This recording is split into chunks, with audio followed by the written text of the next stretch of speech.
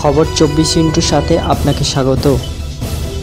নতুন নতুন খবর জানার জন্য আমাদের চ্যানেলে চোখ রাখুন। কথায় বলেন ফাঁকা কলসির আওয়াজ বেশি। বাংলাদেশের অবস্থাও এখন যেন তাই।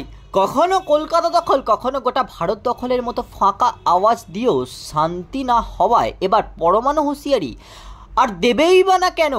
একদা শত্রু পাকিস্তান, এখন বন্ধু হয়েছে বাংলাদেশের। আগেই পাকিস্তানের কোনো এক চুনোপুটি কট্টরপন্থী ধর্মগুরু প্রকাশ্যেই ভারতকে হুমকি দিয়েছিল, এমনকি বাংলাদেশকে পরমাণু বোমা দিয়ে সাহায্য করার বার্তা দিয়েছিল। এবার একই সুর শোনা গেল বাংলাদেশের এক অবসরপ্রাপ্ত কর্নেল অলি আহমেদের গলায়।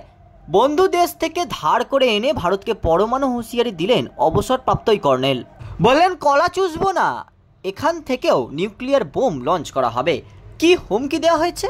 লিবারেল ডেমোক্রেটিক পার্টির চেয়ারম্যান তথা অবসরপ্রাপ্ত কর্নেল অলি আহমেদ 1971 সালে চট্টগ্রামে পাকিস্তান সেনাবাহিনীর বিরুদ্ধে বিদ্রোহে অংশ নিয়েছিলেন। এমনকি যুদ্ধে তার সাহসিকতার জন্য বাংলাদেশ সরকার সে সময় তাকে বীর বিক্রম খেতাবও দিয়েছিল। অবসরপ্রাপ্ত সেই কর্নেল ভুলে গেলেন কি না ইতিহাস?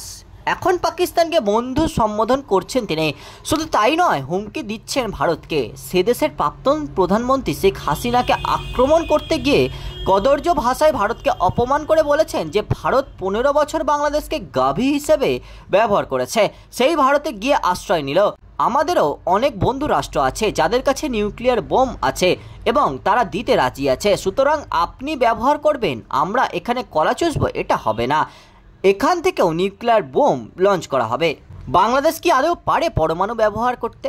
একাধিক আন্তর্জাতিক আইন ও চুক্তি রয়েছে যার অধীনে পরমাণু অস্ত্র উৎপাদন, পরীক্ষা এবং ব্যবহার নিষিদ্ধ। চীন, পাকিস্তান, ভারতের মতো দেশগুলি এই চুক্তিতে স্বাক্ষর রয়েছে। তবে বাংলাদেশ কিন্তু পরমাণু শক্তিধর রাষ্ট্র নয়। তবে কি এবার পাকিস্তানের সাহায্য নিয়ে গোপনে অস্ত্র ভাণ্ডার তৈরি করছে বাংলাদেশ?